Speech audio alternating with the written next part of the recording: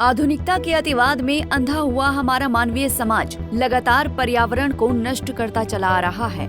इस वजह से प्राकृतिक आपदाएं भी लगातार बढ़ती चली जा रही हैं। हाल फिलहाल में देश दुनिया में आई बाढ़, बारिश और तूफानी चक्रवात इसके जीते जागते उदाहरण हैं। बीते कुछ दिनों से गुजरात का भी हाल कुछ ऐसा ही है। पहले भयंकर बारिश, फिर बाढ़ और अब तूफान। गुजरात पर मानो प्राकृतिक आपदाओं का पहाड़ सा टूट पड़ा है। दरअसल आईएमडी ने तूफान को लेकर अलर्ट जारी किया है। आईएमडी की ओर से जारी एक बुलेटिन में कहा गया कि गुजरात के सौराष्ट्र कच्छ क्षेत्र पर चक्रवात बन रहा है। बारिश और बाढ़ से जूझ रहे गुजरात में आज हालात और भी ज्यादा बिगड़ सकते हैं। गुजरात एक दुर्लभ मौसम का सामना करने जा रहा है। 80 साल में ये चौथी बार होने जा रहा है। ये होगा तो अरब सागर में, लेकिन असर पूरे गुजरात पर पड़ेगा। इसकी वजह से मौसम वैज्ञानिक हैरान हैं। इस समय गुजरात में भयानक बारिश और बाढ़ की स्थिति है। ऐसे डीप डिप्रेशन की वजह से हुआ है। अब यही डिप्रेशन साइक्लोन में बदलने जा रहा है। मौसम विभाग की माने तो पिछले 80 सालों में ऐसा चौथी बार हो रहा है। ये रेयर इसीलिए है क्योंकि एक वेदर सिस्टम जमीन के ऊपर बना हुआ है, जिसकी वजह से गुजरात में बारिश हो रही है। अब इसी सिस्टम की वजह से अरब सागर के ऊपर साइक्लोन बन रहा है, यानी यही सिस्टम समंदर की गर्मी लेकर चक्रवाती तूफान में बदलने वाला है। 30 अगस्त यानी आज चक्रवाती तूफान अरब सागर के उत्तर पूर्वी हिस्से में होगा। ये अपना असर कच्छ, सौराष्ट्र और पाकिस्तान के तटीय इलाकों में दिखाएगा।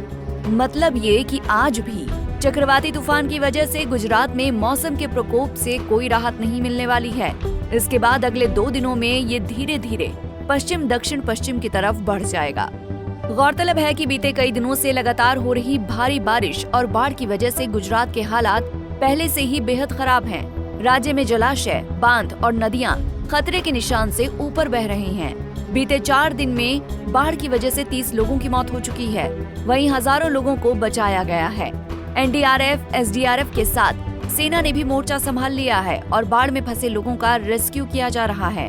तो वहीं गुजरात के लोगों को बारिश से राहत मिलने के आसार नहीं दिख रहे हैं। आईएमडी ने राज्य में अगले कुछ दिन बारिश की संभावना जताई है। आईएमडी ने सौराष्ट्र, कच्छ, जामनगर, पोरबंदर और द्वारका के लिए ऑरेंज अलर्ट, तो वहीं राजकोट, जूनागढ़, मोरबी आदि जिलों के लिए येलो अलर्ट जारी किया है।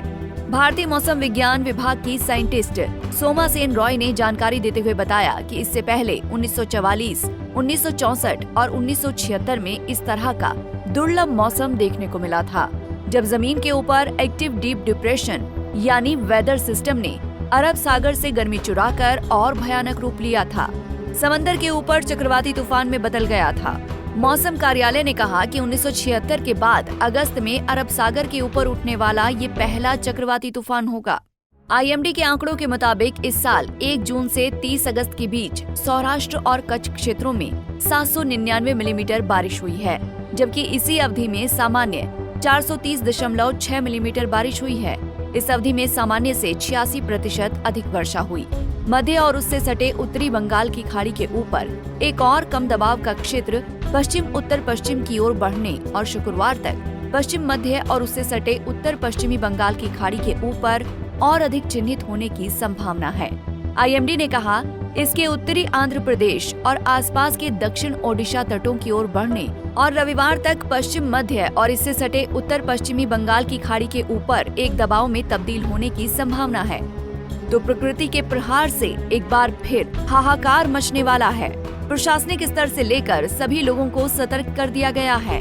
न जाने ये तूफान अपने साथ कितनी तबाही लेकर आएगा। Bureau report, Punjab Kesari TV. हमसे जुड़े रहने के लिए हमारे YouTube चैनल को सब्सक्राइब करें और नई वीडियो की नोटिफिकेशन के लिए बेल आइकॉन को दबाएं।